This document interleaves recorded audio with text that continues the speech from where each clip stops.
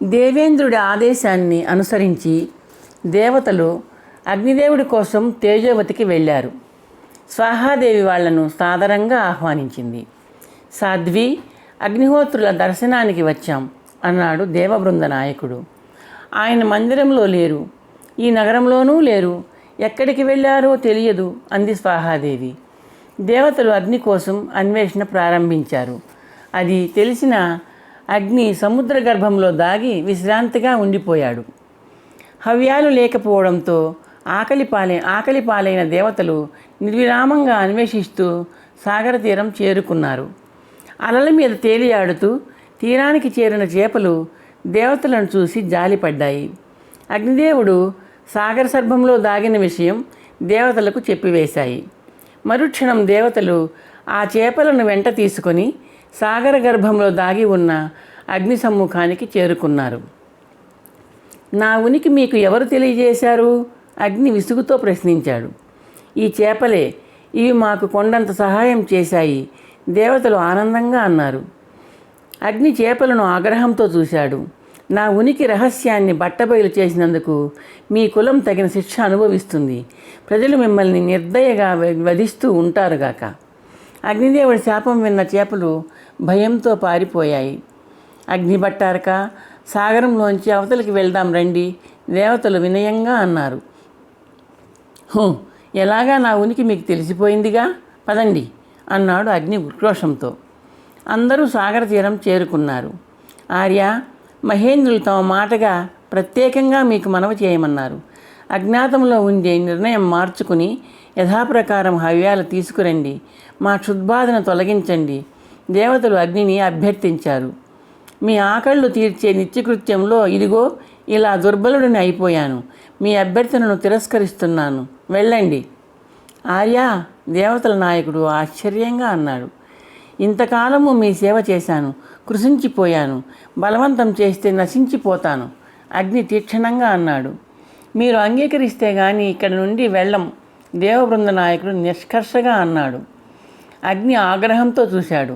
మరుక్షణం తన శరీరంలోంచి తన ఆత్మను, తేజస్సును ఉపసంహరించాడు. అగ్ని శరీరం కళేబరంగా మారి నేల కూలిపోయింది. దేవతలు దిగ్భ్రాంతితో చూశారు. అందరిలోనూ ఒకటే ప్రశ్న, ఇప్పుడేం చేయాలి? దేవబృందం నాయకుడు అందరినీ కలయి చూశాడు. అగ్నిభట్టారకుడు మన అభ్యర్థనను నిరాకరించిన సంగతి, దేహత్యాగం చేసిన సంగతి మీరు వెళ్ళి మహేంద్రులకు మనవి చేయండి. నేను అధర్వుల వారిని కలుసుకుని హవివాహన విధి నిర్వర్తించమని ప్రార్థించి ఒప్పిస్తాను అన్నాడు. శరీరాన్ని వదిలిపెట్టిన అగ్ని తన తేజోరూపంతో భూగర్భంలోకి వెళ్ళిపోయాడు. నిర్వికల్పానంద కథనం కొనసాగించాడు. అగ్నిదేవుడి శరీరంలోని చీము, రసి కలిసి గంధకం ఏర్పడింది. శరీరంలోని కఫం నుండి కర్పూరం పుట్టింది. ఆయన శరీరంలోని పిత్తరసం నుండి నవరత్నాలలోని పచ్చ ఏర్పడింది. వాతం నుండి కఠినాతి కఠినమైన పాషాణ శిల పుట్టింది. రక్తనాళాల నుండి పగడం పుట్టింది. గోళ్ల నుండి కాకి బంగారం పుట్టింది. కళేబరం ఎముకల నుండి దేవదారు వృక్షం పుట్టింది. గురువుగారు కర్పూరం పుట్టిందన్నారు, కర్పూరం చెట్టు నుండి కదా వస్తుంది? సదానందుడు అడిగాడు. అదే నాయన అర్థం. అదే కర్పూరం చెట్టు అంటే ఘనసార వృక్షం పుట్టిందని, దాని నుండి కర్పూరం పుట్టిందని అర్థం చేసుకో. అది అలా ఉంచితే కొంతకాలం జరిగాక వలసినంతకాలం భూమిలో ఆత్మరూపంలో ఉండిపోయిన అగ్ని మళ్ళీ శరీరాన్ని ధరించి వెలికి వచ్చాడు. అధర్వుడిని కలుసుకుని ఆయన నుండి తన విధులను స్వీకరించాడు. యథాపూర్వం హవ్యవాహన కార్యాన్ని నిర్వహిస్తూ అందరినీ ఆనందపరిచాడు. ఇందులో ఉన్న లోకహితం ఏమిటంటే, మనకు దేవదారు వృక్షాలు, కర్పూరము, గంధకము, మరకతము, పగడాలు, కాకి బంగారము ఇవన్నీ లభించాయి. అగ్నికి సర్వభక్షకుడు అనే పేరుంది. ఆ నామధేయం ఎలా, ఎందుకు ఏర్పడిందో వినిపిస్తాను వినండి అన్నాడు నిర్వికల్పానంద. భృగు మహర్షి గురించి మనకు తెలుసు. ఆయన ధర్మపత్ని పులోమ. భృగు మహర్షి నిత్య అగ్నిహోత్రి. ఆశ్రమంలోని హోమగుండంలో అగ్నిహోత్రం నిరంతరాయంగా వెలుగుతూ ఉండాల్సిందే. ఒకరోజు భృగు మహర్షి నదీ స్నానానికి వెళ్ళబోతూ నిండు చూలాలుగా ఉన్న భార్య పులోమను చూశాడు. ఆ స్థితిలో ఆమెను ఒంటరిగా ఆశ్రమంలో వదిలి వెళ్ళడం అవాంఛనీయమని భావించాడు. తోడుగా ఎవరిని వినియోగించాలి? ఆశ్రమంలో మరెవ్వరూ లేరే? భృగుమహర్షి తీవ్రంగా ఆలోచించాడు. నిర్వికల్పానంద కథనం సాగించాడు. హోమకుండంలోని అగ్ని సమిధలు వేశాడు భృగుమహర్షి. నదీ స్నానానికి వెళ్లే ముందు అగ్నిహోత్రం ఆరిపోరాదు కదా. ఏదో ఆలోచన తట్టి భృగుమహర్షి అగ్నిహోత్రం ముందు కూర్చున్నాడు. ఏకాగ్రతతో అగ్నిదేవుడిని ధ్యానించాడు. అగ్ని క్షణంలో ఆయన ముందు సాక్షాత్కరించాడు. భృగుమహర్షి, నన్ను స్మరించారెందుకు? అగ్ని ప్రశ్నించాడు. అగ్నిదేవ, అభివాదనం. నేను నదీ స్నానానికి వెళ్ళాలి. నా పత్ని పులోమ నేడో రేపు ప్రసవించే స్థితిలో ఉన్న నిండు చూలాలు. ఆమెను ఒంటరిగా వదిలి వెళ్ళలేను. స్నానాధికాలు ముగించుకుని నేను తిరిగి వచ్చేదాకా నా భార్యకు తోడుగా ఉండి ఆమెకు రక్షణ కలిగించండి. నా అభ్యర్థనను మన్నించండి. భృగువు చేతులు జోడించి అర్థించాడు. అగ్నిదేవుడు చిరునవ్వు నవ్వాడు. అవశ్యం, మీ పరోక్షములో ఆ సాధ్యమణి సంరక్షణ బాధ్యత నాదే, వెళ్ళిరండి అన్నాడు. భృగుమహర్షి అగ్నికి ధన్యవాదాలు చెప్పి నదీ తీరానికి వెళ్ళిపోయాడు. పులోమ ఏకాంతంలో ఉండే సమయం కోసం ఎదురు చూస్తున్నాడు పులోముడు అనే అసురుడు. భృగుమహర్షి అలా వెళ్ళగానే ఆశ్రమానికి వచ్చాడు. అగ్ని ముందు నిల్చుని ఇలా అన్నాడు. అగ్నిదేవ, నన్ను ఒక ధర్మ సందేహం పీడిస్తోంది. సక్రమ పద్ధతిలో సమంజసంగా దానిని మీరు తీర్చాలి. ఏమిటది? అగ్ని అడిగాడు. వివాహానికి ముందే నేను పులోమను మనసారా ప్రేమించాను. ఆత్మపరంగా ఆమెను భార్యగా స్వీకరించాను. అయితే ఆమె తండ్రి ఆమెను భృగువుకు అర్పించాడు. పులోమకు నిజమైన నాథుడు ఎవరు? భృగువా, నేనా? ప్రశ్నించాడు పులోముడు. దయచేసి పక్షపాతరహితంగా సమాధానం చెప్పండి. భృగుమహర్షి పులోమను భార్యగా స్వీకరించాడు. వైవాహిక ధర్మపద్ధతిలో ఆమెను వివాహం చేసుకోలేదు. అగ్ని వివరించాడు. నేను అంతే చెప్పగలను. అది చాలు నాకు. పులోమ నాదే అంటూ పులోముడు పెద్ద వరాహంగా మారిపోయాడు. ఆశ్రమం లోపలికి వెళ్ళి పులోమను నోటకరుచుకుని పారిపోయాడు. పులోమ పరుగు కారణంగా నిండు చూలాలైన పులోమకు దారిలోనే పులోముడు నోటకరుచుకున్న స్థితిలోనే ప్రసవం జరిగిపోయింది. ఆమె గర్భంలోంచి పురుష శిశువు జారి పడిపోయాడు. పులోమ అరుపులు విని రక్కసులు ఆమెను నేలకు దించి చూశాడు. పురిటి శిశువు అసాధారణమైన అద్భుత కాంతితో దగదగలాడుతున్నాడు. బాలుడి శరీరం విరజిమ్ముతున్న కాంతుల్ని చూసి పులోముడు భయపడి పులోమను వదిలి పారిపోయాడు. పులోమ శిశువును గుండెలకు హత్తుకొని ఆశ్రమానికి చేరింది. నదీ స్నానానికి వెళ్ళిన భృగువు కాసేపట్లో ఆశ్రమానికి తిరిగి వచ్చాడు. పులోమ బిడ్డను ఆయనకు చూపిస్తూ జరిగినదంతా వివరించింది. అగ్ని పులోముడికి చెప్పిన సమాధానం కూడా ఆయనకు వినిపించింది. భృగుమహర్షి ఆగ్రహంతో ఊగిపోతూ అగ్నిహోత్రుడి వద్దకు వెళ్ళాడు. ధర్మనిర్ణయం పేరుతో పులోమను నా భార్య కాని భార్యగా ఆ రక్కసుడి ముందు చిత్రించావు. నీది అధర్మ ప్రవర్తన. ఫలితం అనుభవించు. ఈ క్షణం నుండి నువ్వు సర్వభక్షకుడి వైపో. విచక్షణారహితంగా సర్వ వస్తువుల్ని, సకల పదార్థాలను భక్షిస్తూ ఉండిపో. భృగుమహర్షి, అగ్ని భయంతో ఏదో చెప్పబోయాడు. ఇది భృగుశాపం, దీనికి తిరుగులేదు అంటూ గర్జిస్తూ భృగుమహర్షి కమండలంలోని జలాన్ని అగ్ని మీద చల్లాడు. అగ్ని అంతర్హితుడైపోయాడు. పులోమ బాలుడితో భర్త సమీపానికి వచ్చింది. భృగుమహర్షి శిశువును చేతుల్లోకి తీసుకుని ఆనందంతో పరవశించిపోతూ చూశాడు. భార్య వైపు చిరునవ్వుతో చూశాడు. పులోమ, గర్భంలో నుండి జారిపడిన కారణంగా, చ్యవనమైన కారణంగా నీ బిడ్డడికి చ్యవనుడు అనే నామధేయం నిర్ణయిస్తున్నాను అన్నాడు. నా బిడ్డడిది సార్థక నామధేయం, పులోమ ఆనందంగా అంది. శాపగ్రస్తుడైన అగ్నిదేవుడు తీవ్రమైన విచారంలో మునిగిపోయాడు. విచక్షణ లేకుండా తాను సర్వపదార్థాలను భక్షిస్తూ ఉండిపోవాలా? భృగుశాపంతో తన వ్యక్తిత్వం హీనంగా, నీచంగా మారిపోతుంది. తాను పావన హవ్యవాహనుడుగా ఉండలేడు. శాపగ్రస్తమైన తన ముఖాన్ని ఎవరికీ చూపించలేడు. తానింకా అజ్ఞాతంలో ఉండిపోవడం మంచిది. అజ్ఞాతవాసంలో ఉండిపోవాలనుకున్న అగ్నిదేవుడు ఎవరికీ కనిపించకుండా ఒకచోట స్థిరపడిపోయాడు. ఆవిర్భాగాలు అందని కారణంగా దేవతలు అగ్నిదేవుడి కోసం అన్వేషించడం ప్రారంభించారు. అన్వేషణ ఫలించకపోయేసరికి అందరూ వెళ్ళి బ్రహ్మదేవుడికి మొరపెట్టుకున్నారు.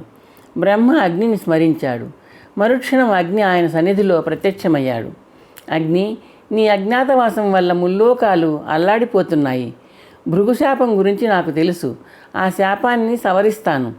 సర్వభక్షకుడైన నీ స్పర్శ తగిలిన అన్నీ పవిత్రమైపోతాయి. నువ్వు పావకుడుగా ప్రసిద్ధుడవుతావు. అజ్ఞాతవాసం చాలించి నీ విధులు నిర్వర్తించు అన్నాడు బ్రహ్మదేవుడు. ఆజ్ఞ అన్నాడు అగ్నిదేవుడు సంతోషంతో. దేవతలు హర్షధ్వానాలు చేశారు. నిర్వికల్పానంద కథనం ఆపి శిష్యులను పరిశీలనగా చూశాడు. కథనం శ్రోతలకు విసుగు కలిగించేలా ఉండకూడదు. తన శిష్యులు ఆసక్తిగా వింటున్నారా? నిర్వికల్పానంద నవ్వుతూ అనుకున్నాడు. గురువుగారు, అగ్ని కథాశ్రవణం పునఃప్రారంభించండి. విమలానందుడు వినయంగా అన్నాడు. అలాగే. అరిష్టనేమి ప్రజాపతి పుత్రిక దేవసేనను కేసి రాక్షసుడిని బారి నుండి ఇంద్రుడు రక్షించిన కథాంశం గుర్తుంది కదా? నిర్వికల్పానంద అడిగాడు. ఇంద్రుని కథ వినిపిస్తూ ఆ అంశం చెప్పారు. ఇంద్రుడు దేవసేనను చెల్లెళ్ళుగా స్వీకరించడం, ఆమె కోరిన లక్షణాలు శక్తులు ఉన్న భర్త కోసం బ్రహ్మ వద్దకు వెళ్ళడం, సకాలంలో దేవసేనకు భర్త లభిస్తాడని, ఆ వీరుడే దేవసైన్యాధ్యక్షుడవుతాడని బ్రహ్మ తెలియజేయడం అన్నీ గుర్తున్నాయి గురువుగారు, సదానందుడు వివరించాడు. అది కుమార సంభవ గాథకు నేపథ్యం. కుమారుడు అంటే సుబ్రహ్మణ్య స్వామి. జననానికి అగ్నిదేవుడికి చాలా దగ్గర సంబంధం ఉంది. కుమార సంభవ ఘట్టంలో అగ్నిది ప్రధాన పాత్ర. దేవేంద్రుడి నాయకత్వంలో దేవతలు అగ్నిని ఆ ప్రధాన పాత్రలో నియోగించారు. దానికి నేపథ్యం ఉంది, వినండి. గురువుగారు, సుబ్రహ్మణ్య స్వామి అగ్నిదేవుడి కుమారుడు అంటారు. అది నిజమేనా? ఆయన పార్వతీ పరమేశ్వరుల కుమారుడు కాదా? విమలానందుడు ప్రశ్నించాడు. మహాభారతం అలాగే చెప్తోంది. కానీ స్కాంద పురాణము, సంస్కృత మహాకావ్యము, మహాకవి కాళిదాస విరచితము అయిన కుమార సంభవం కుమారస్వామి శివపార్వతుల బిడ్డడే అని నిర్ధారణగా పేర్కొంటున్నాయి. అలాగే వాల్మీకి రామాయణం కూడా కుమారస్వామి అనబడే సుబ్రహ్మణ్యుడు రుద్రవీర్య సముద్భవుడు అనే వాదాన్నే స్కాంద పురాణము, వాల్మీకి రామాయణము, కుమార సంభవ కావ్యము చెబుతున్నాయి. భారతదేశంలోని సకల శివాలయాలు దానినే బలపరుస్తున్నాయి. శివపార్వతుల సన్నిధిలోనే సుబ్రహ్మణ్యుడు ఉంటున్నాడు, అగ్ని సన్నిధిలో కాదు. మహాభారతంలోని కుమార సంభవ గాథను క్లుప్తంగా చెబుతాను, వినండి. ఒకసారి వరుణుడు చేసిన యాగంలో సప్తర్షులు పాల్గొన్నారు. సప్తర్షి పత్నులు ఆ యాగశాలలో ఉన్నారు. సప్తర్షి పత్నుల సౌందర్యం అగ్నిని ఆకర్షించింది. తన జ్వాలాహస్తాలతో ఆ పతివ్రతల శరీరాలను స్పృశిస్తూ తాత్కాలిక స్పర్శసుఖం అనుభవించాడు. యాగం పరిసమాప్తమైంది. ఎవరి దారిన వాళ్ళు వెళ్ళిపోయారు. అయితే సప్తఋషి పత్నుల మీద అగ్నిలో ఉదయించిన శారీరక వాంఛ విరహతాపంగా మారిపోయింది. అన్యమనస్కంగా ఉంటూ విచారంలో మునిగిపోయిన భర్త మనసును ఆయన భార్య స్వాహాదేవి పసికట్టింది. యాగంలో జ్వాలాహస్తాలతో అదే పనిగా సప్తర్షి పత్నులను తాకుతూ ఉండిపోయిన పతిదేవుడి ప్రవర్తనను ఆమె చూసింది. మరి భర్త విరహతాపాన్ని పోగొట్టడానికి స్వాహాదేవి ఒక ఉపాయం ఆలోచించింది. తెలివిగా ఆ పథకాన్ని ఆచరణలో పెట్టింది. సప్త ఋషులలో ఒకడైన అంగీరసుడి భార్య శివ అనే ఆమె రూపాన్ని ధరించి అంగీరస పత్నిగా అగ్ని మీద మనసు పడిన అతివగా తనను పరిచయం చేసుకొని అగ్నికి శారీరక సుఖం అందించింది. అదేవిధంగా సప్తర్షి పత్నులలో 6 రూపాలు ధరించి అగ్నిని కలిసింది. వశిష్ఠ మహర్షి పత్ని అయిన అరుంధతి రూపాన్ని మాత్రం స్వాహాదేవి ధరించలేకపోయింది. 6 రూపాలతో అగ్నిదేవుడిని ఆనందింపజేసిన స్వాహాదేవి 6 పర్యాయాలు స్ఖలించిన అగ్ని తేజస్సును రెల్లుగడ్డులో భద్రపరిచింది. ఆ తేజస్సు నుండి 6 సంపర్కం కారణంగా 6 ముఖాలతో 12 చేతులతో సుబ్రహ్మణ్యుడు ఆవిర్భవించాడు. ఇది భారతంలోని సుబ్రహ్మణ్య జననగాథ. ఈ గాథ సుబ్రహ్మణ్యుడు అగ్నిదేవుడి కుమారుడని చెప్తోంది. కానీ యుగయుగాలుగా ధార్మిక విశ్వాసం మరొక విధంగా ఉంది. ఆ విశ్వాసం ప్రకారం సుబ్రహ్మణ్యుడు రుద్రవీర్య సముద్భవుడు.